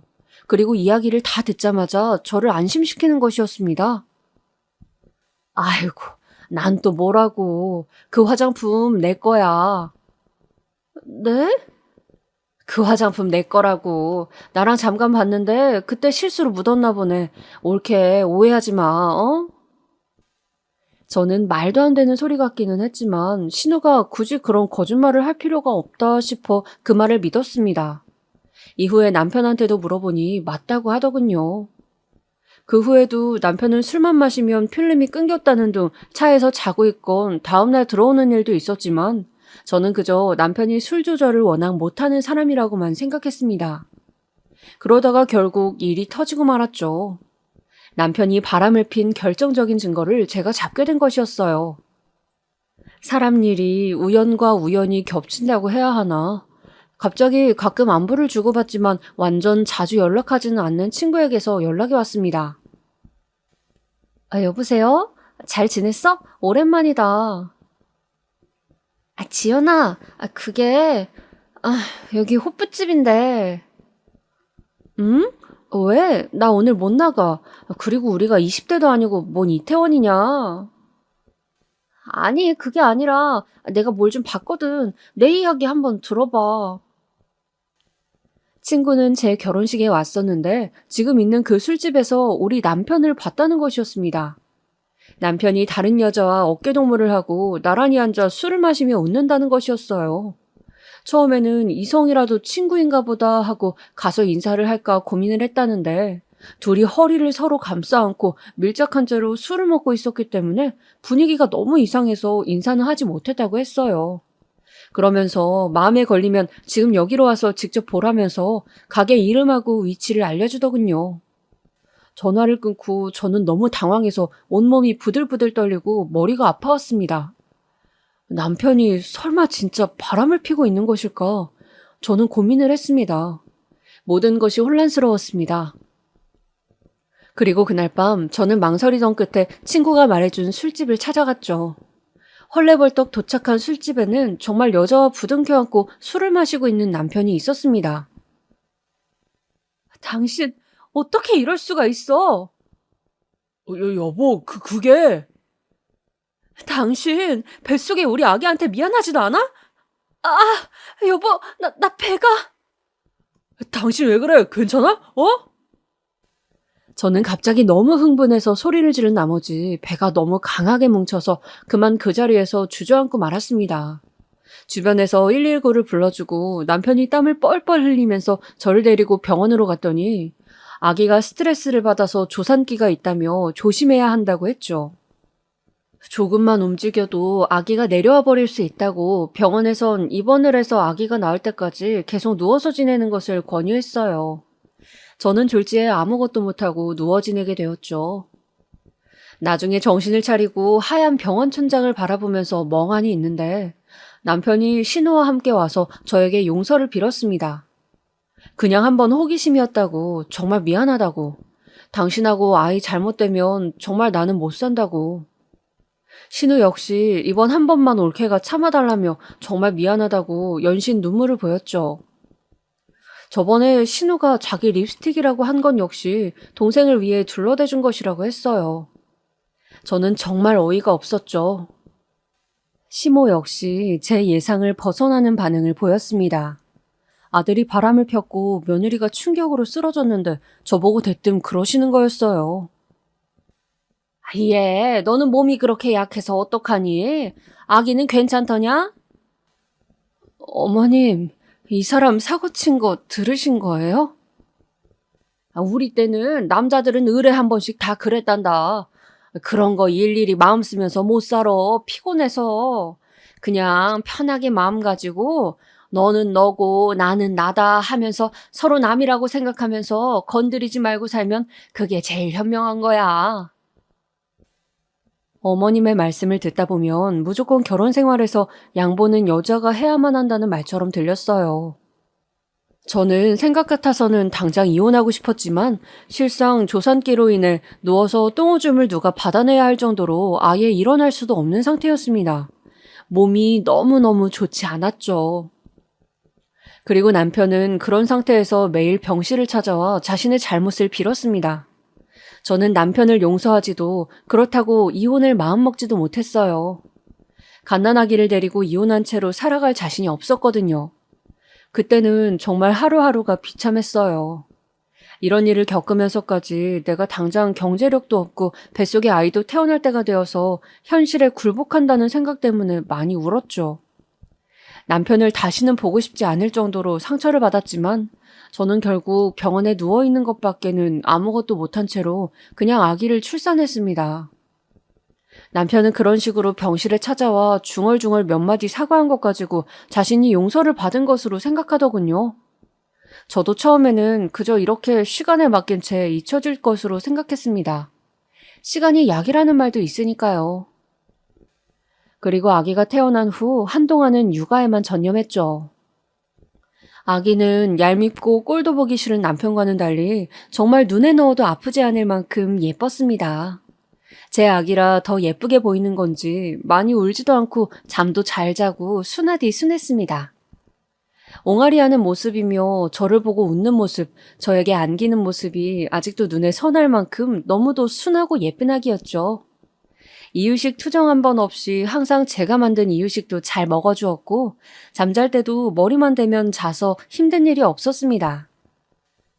저는 아기 옆에 붙어 자면서 많은 마음의 위안을 얻었어요. 남편이 저에게 준 상처를 어쩌면 아기를 보면서 잊으려 했는지도 모르겠습니다. 자라면서도 제 아들은 항상 저를 미소 짓게 했습니다. 어릴 때도 그렇게 말을 잘 듣더니 유치원이나 학교에서 항상 선생님의 칭찬을 독차지하는 아이였습니다. 어쩜 이렇게 의젓하고 또 똘똘하냐고, 그런데다 인물도 좋다고 정말 많은 사람들이 입에 침이 마르게 칭찬을 했죠.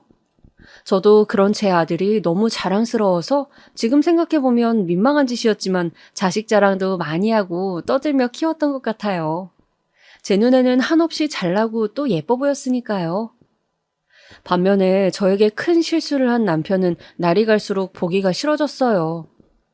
아기를 보면서 또 시간이 약이겠지 하면서 이겨내보려고 했지만 계속 술을 마시면서 주정을 하고 다니며 회사가 어려워지자 급기야 회사도 덜컥 그만둬버렸습니다.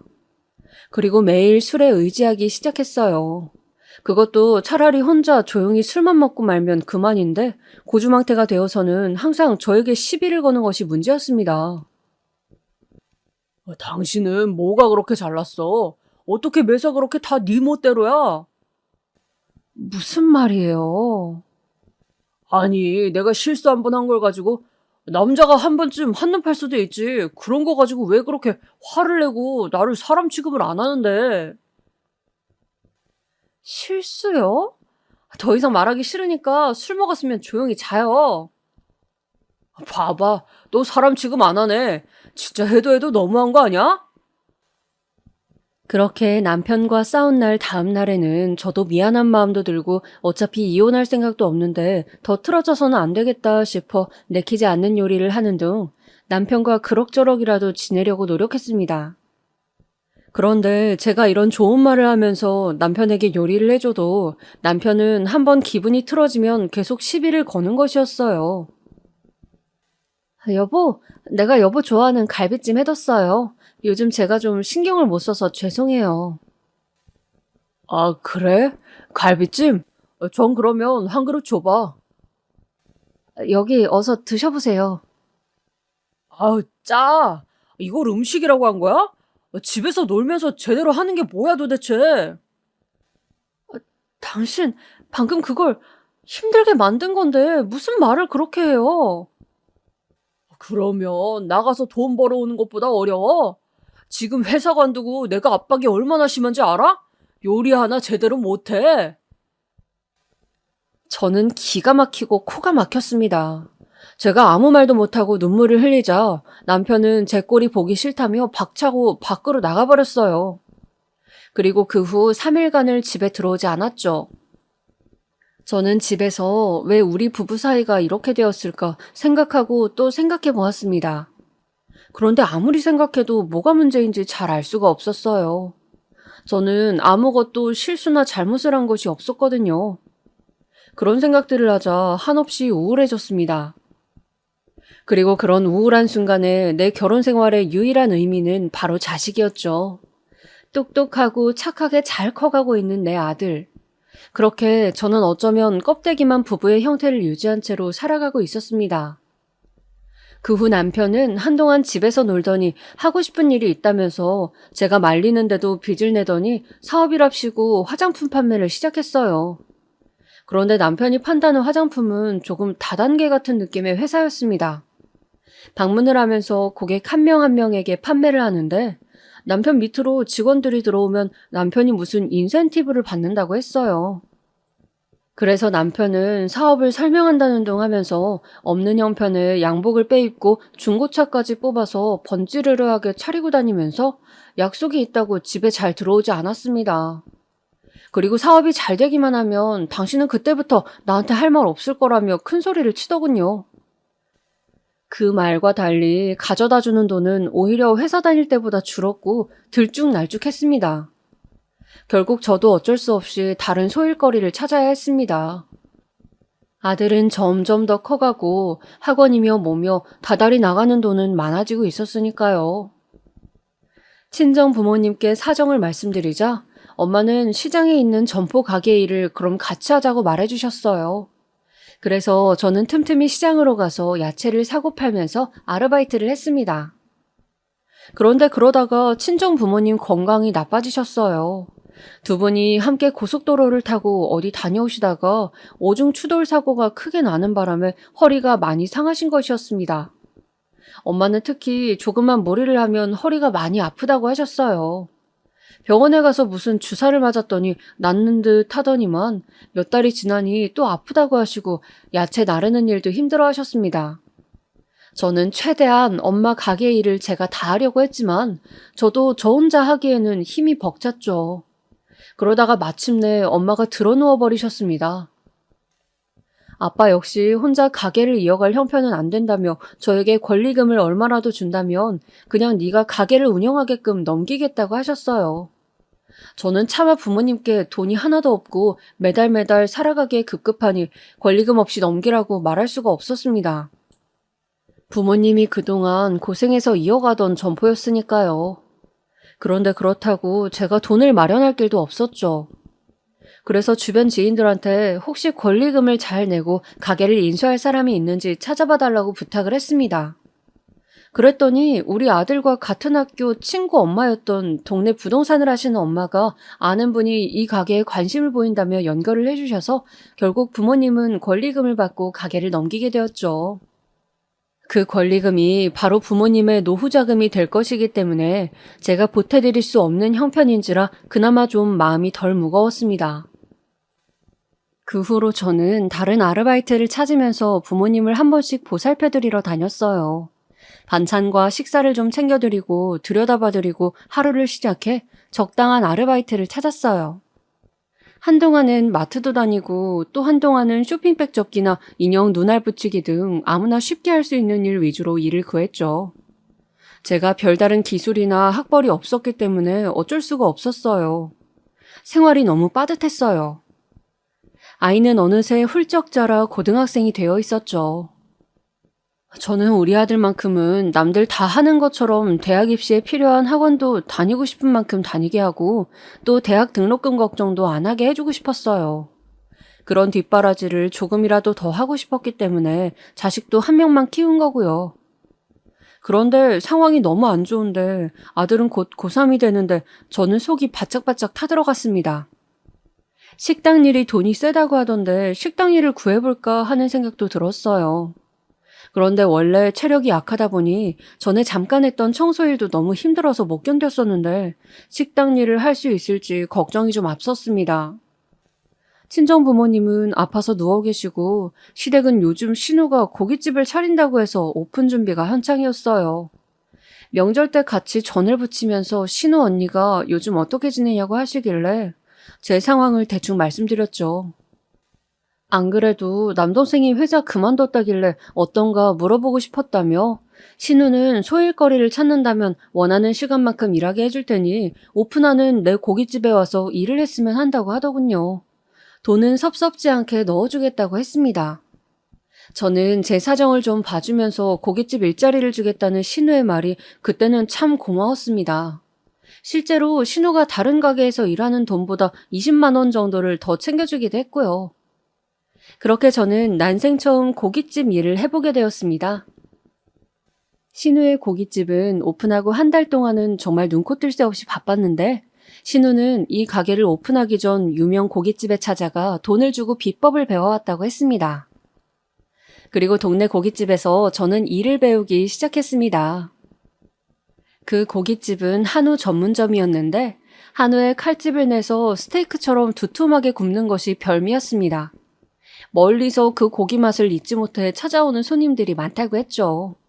그리고 후식으로는 냉면과 된장찌개 같은 평범한 것도 있었지만 육개장 칼국수라는 것이 있었어요.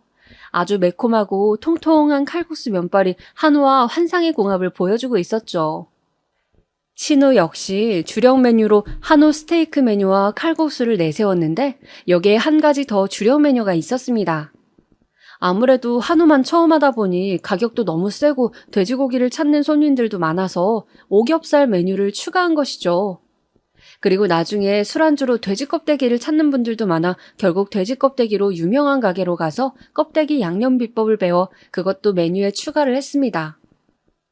저는 처음 하루 5시간만 일하기로 하고 가장 허드렛 일이라면 허드렛 일일 수 있는 야채 밑작업을 했어요. 그리고 밀린 설거지도 제 담당이었습니다. 신우는 저에게 원래 식당 처음 들어가면 순서대로 일을 배우는 거니까 한동안 밑작업 열심히 하고 있으면 다음 단계로 음식하는 과정에서 필요한 다른 것들을 배울 수 있게 해주겠다고 결국 그렇게 가게 일하다가 올케도 올케 가게를 내게 되면 좋지 않겠냐고 말하더군요. 저는 신우 언니가 항상 저를 챙겨주었기에 이번에도 저를 도와준다고 생각하고 감사하게 여겼습니다. 단지 좀 힘들었던 점은 일손이 너무 딸리고 바쁠 때에는 시어머니도 와서 같이 일을 거들어 주셨는데 어머니가 오실 때면 너무 다른 직원들보다 저에게만 유독 구박을 하신다는 것이었어요. 어머니는 저에게 항상 면박을 주셨는데 예를 들면 이런 식이었죠.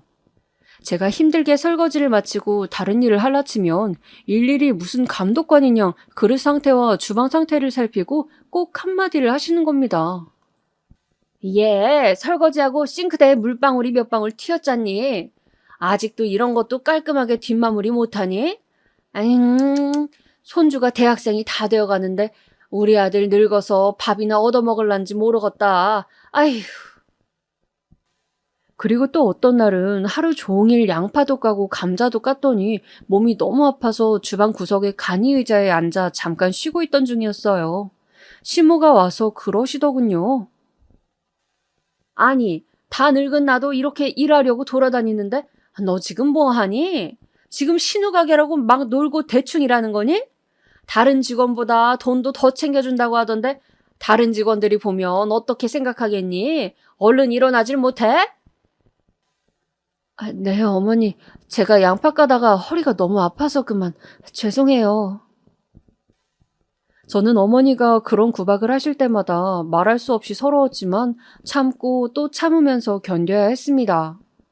남편의 수입이 일정치 않은 상황에서는 제가 신우 가게에서 받는 월급이 굉장히 중요한 돈이었고, 신우와 시어머니가 생색내는 그 20만 원이 저한테는 정말 큰 돈이었거든요. 5시간만 일하는 자리도 찾기가 쉽지 않았고요. 그리고 저는 어쨌든 신우 가게니까 신우와 제 사이가 좋으면 된다고 생각했어요. 신우는 항상 저에게 친절했고 무슨 일을 시킬 때도 이유를 설명해줬고 제 알바비도 후하게 쳐주는 등 여러 가지로 제 결혼 생활에 항상 도움을 주려고 하는 좋은 사람이었으니까요.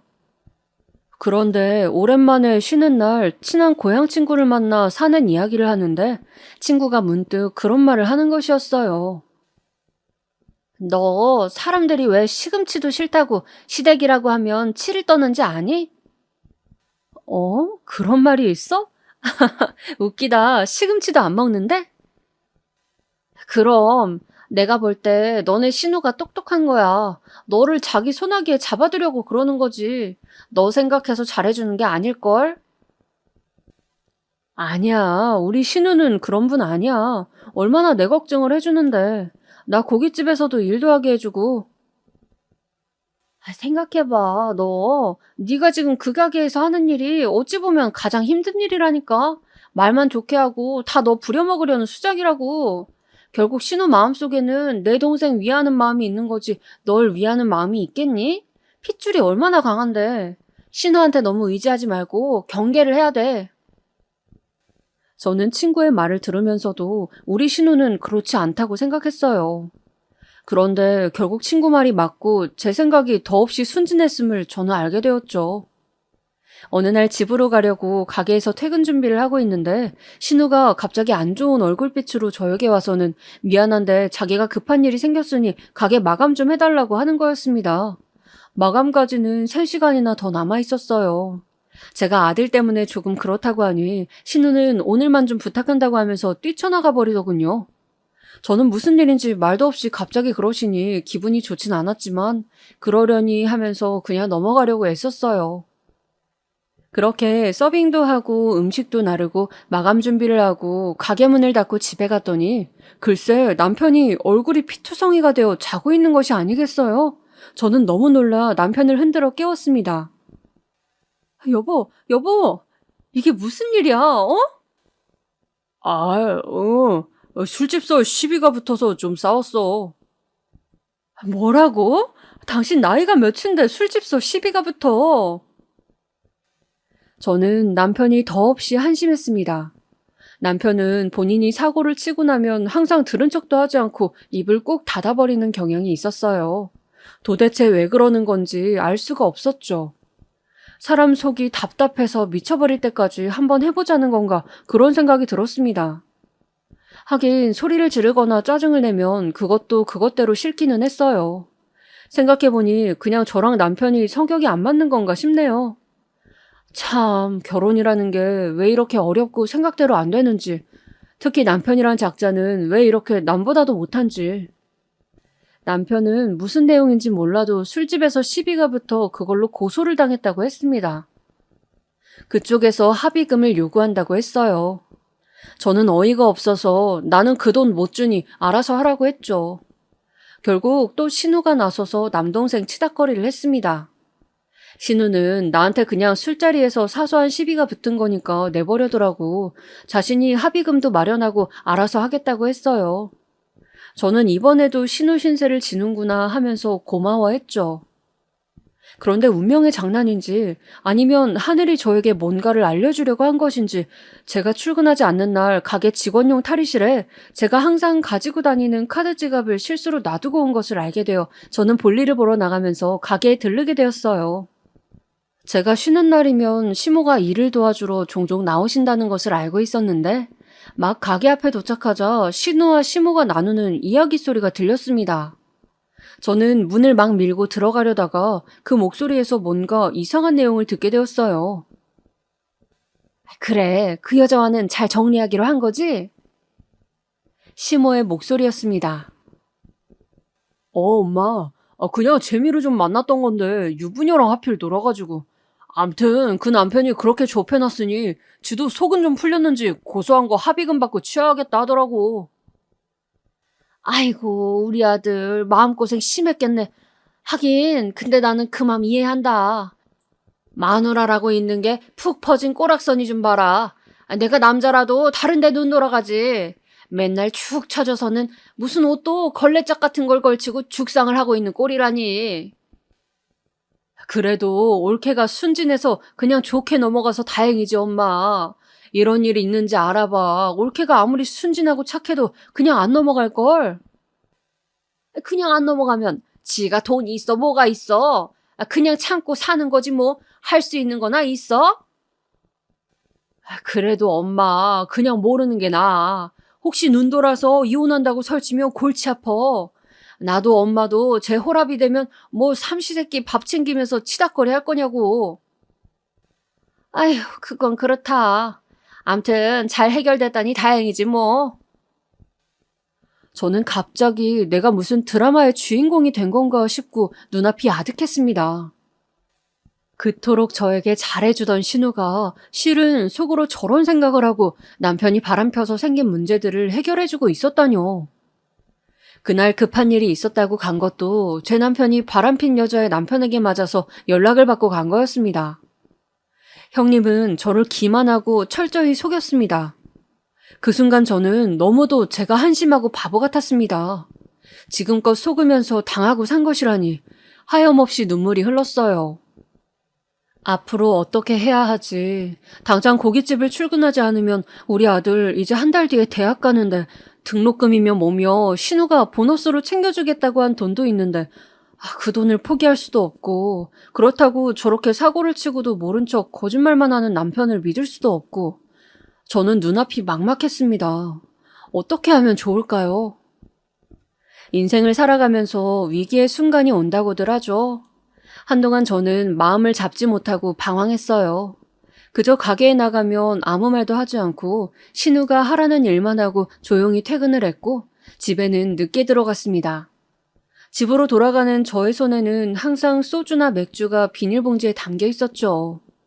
그런 저를 걱정하는 제 아들이 어느 날 저에게 물어보더군요. 수능을 마치고 대학 입학을 기다리고 있던 시기였습니다. 엄마, 무슨 일 있어요? 아니야, 우리 아들. 대학 합격한 거 축하해. 엄마가 요새 가게 일도 바쁘고 너무 피곤해서 제대로 말을 못했네. 대학 입학 선물로 뭐 가지고 싶은 거 있어?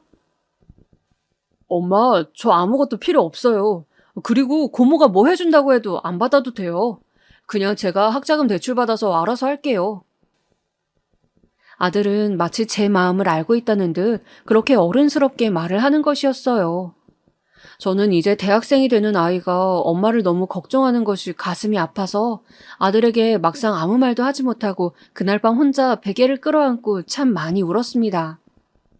그저 우리 아들에게만은 마음껏 하고 싶은 일에 집중하도록 화목한 가정환경을 만들어주고 싶었는데 모아놓은 돈도 없고 열심히 살았는데도 남는 것도 없고 시댁 식구들의 이중적인 면을 보니 정도 떨어지고 정말 너무 괴로운 시간이었습니다. 저는 도저히 계속 신우의 가게에서 일할 수 없겠다는 결론을 내렸습니다. 그래서 겨우 모아두었던 비상금 몇백으로 보증금이 저렴한 상가를 뒤졌어요.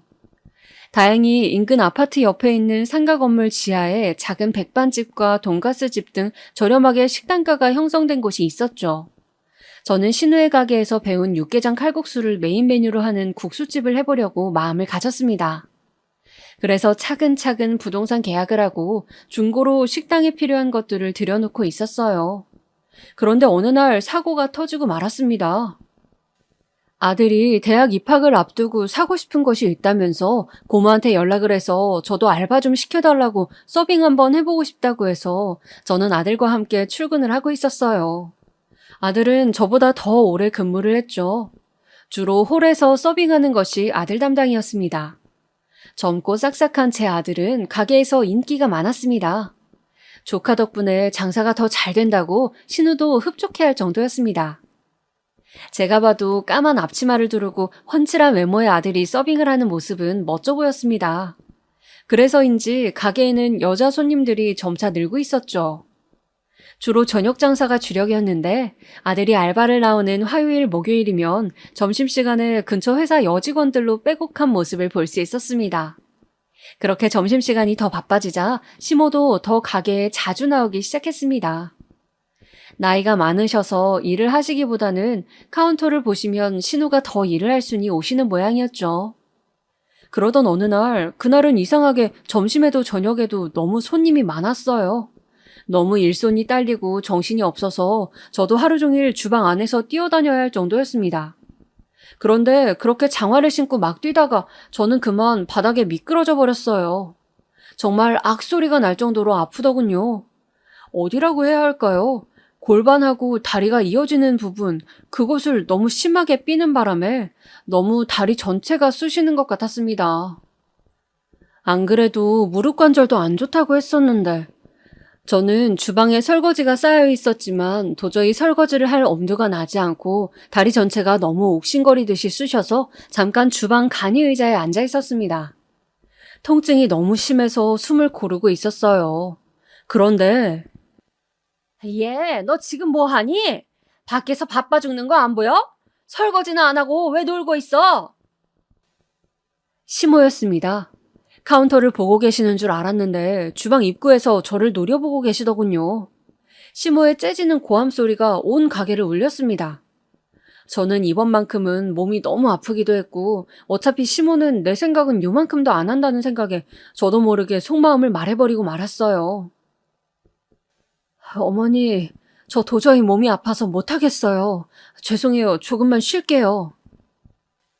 어머니는 대놓고 쉰다고 하는 제 말을 듣더니 갑자기 막말을 시작하셨습니다. 불쌍해서 내가 딸한테 말해서 걷어줬더니 어디 어른 앞에서 꾀병을 부려? 당장 일어나지 못해? 그러면서 어머니는 설거지통에 있던 불판을 들어 세상에 저에게 내려치려 하는 것이었어요.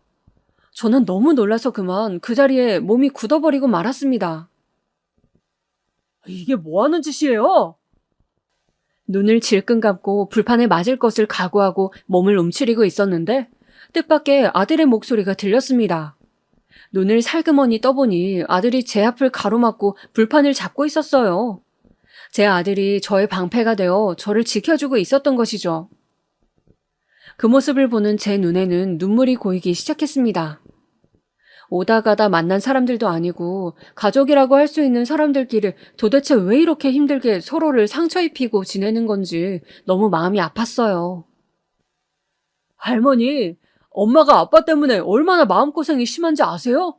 제 학원비 버느라 쉬지도 못하고 하루 종일 주방에서 허드렛 일만 하고 고모랑 할머니는 카운터나 보고 음식 간이나 맞추고 쉽고 편한 일 하실 때 우리 엄마는 제일 힘들고 지저분한 일 하시잖아요. 아무리 며느리라도 이건 좀 너무하신 거 아니에요? 뭐? 아니 이놈이... 어머니는 너무 당황해서 제대로 말도 잇지 못하셨습니다. 아들은 그대로 어머니가 저를 치려고 들었던 불판을 빼서 바닥에 내동댕이를 쳤습니다. 엄마, 가요 우리. 엄마도 오늘부로 여기 일 이제 그만둬요. 내가 뭘 하든 엄마 먹여 살릴 거니까. 아들은 그 길로 마치 드라마 속의 왕자님처럼 제 손을 붙잡고 가게를 나와버렸어요. 저는 아들의 그런 행동에 후폭풍이 걱정되면서도 한편으로는 속이 시원했습니다. 아들은 그 길로 집에 가더니 저한테 통장을 내밀었어요. 엄마, 내가 사실은 고등학교 다니면서 아르바이트를 해서 돈을 좀 모아둔 게 있어요. 우리 이 돈으로 이 집 놔두고 다른 집 구해서 엄마랑 나랑 살아요. 나도 이제 더 이상 아빠 꼴도 보기 싫고 고모고 할머니고 치가 떨려요. 아들아, 내 새끼 미안하다. 엄마가 너무 능력도 없고 이런 어른들 문제를 너까지 신경 쓰게 해서. 엄마, 저 키워주시고 지켜주셨잖아요. 아빠가 밖으로 나더라도 나 한 번도 외롭지 않았어요. 왜냐하면 항상 따뜻한 엄마 품에 나는 있었으니까. 엄마가 나를 얼마나 지켜주려고 애쓰고 혼자 고생하신 줄 알아요. 엄마, 이제 내가 성인이 되었으니 좋은 데 취직해서 꼭 은혜 갚을 거예요. 저는 그렇게 아들과 함께 남편에게 쪽지 한 장을 써두고 별거를 시작했습니다.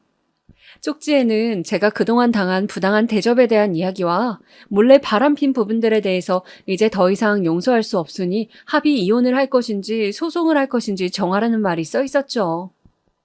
그리고 저는 아들의 돈으로 일단 집을 얻고 제가 모은 돈으로 국수집을 오픈하였죠. 국수집은 생각보다 더 잘 되었습니다. 저는 제 사업을 하면서 정말 다시 인생의 행복을 찾게 되었습니다. 가게는 단골 손님이 생겼고 저는 제 능력으로 돈을 벌었고 아들은 아르바이트를 하면서 대학을 다니고 있습니다. 남편하고는 어떻게 되었냐고요?